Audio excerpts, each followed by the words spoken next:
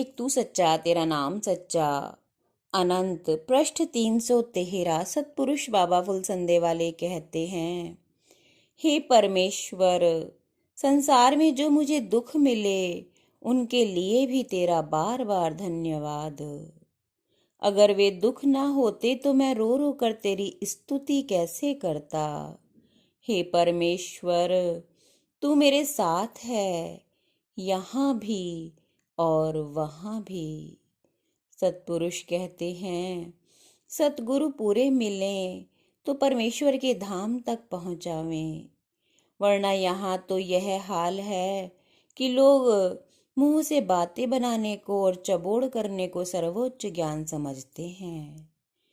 दिल में दुनिया का कूड़ा भरे रहते हैं और बातें ब्रह्म ज्ञान की करते हैं। ये ऐसा है जैसे हवा में बिना नींव का महल चिनना, बातों के पूड़े पकाना, बांझ स्त्री से पुत्र की कथा कहना और बर्फ को भून कर खाना। किसी को हराम की कमाई में सुख मिलता है तो किसी को नेकी और सच्चाई की राह में सुख मिलता है। किसी को मांस मछली अंडे चरस भांग अफीम चिलम शराब में सुख मिलता है तो किसी को पवित्र जीवन अपनाने में, संसार के त्याग में, परमेश्वर की आराधना में और मुंह का टुकड़ा तक दूसरों को खिला देने में सुख मिलता है।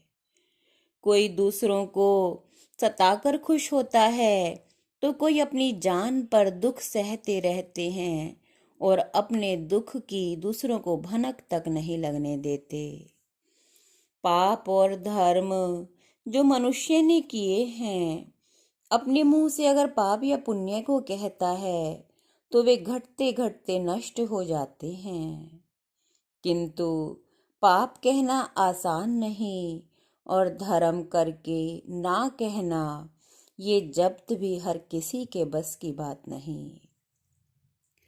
पाप करके उसे कोई नहीं कहता, उसे छुपाते हैं, और नेकी करके उसे गुप्त रखना बहुत मुश्किल है। जैसे नारद से ब्रह्मा और शिव जी दोनों ने मना किया कि यह बात विष्णु से ना कहना कि तुमने कामदेव को जीत लिया है, पर नारद ना माने और विष्णु से जा कहा, और विष्णु ने उनकी वह दुर्गति कर दी कि स्त्री के मोह में पड़कर नारद का मुंह बंदर का हो गया। गुरु आज्ञा का पालन करें, गहें गुरु से ज्ञान, सुख दुख के दो पंखों से ब्रह्म में भरे उड़ान। सुख दुख में त्यागे नहीं जो सतगुरु का संग, रात दिन सुमरन करे चढ़े अविनाशी रंग।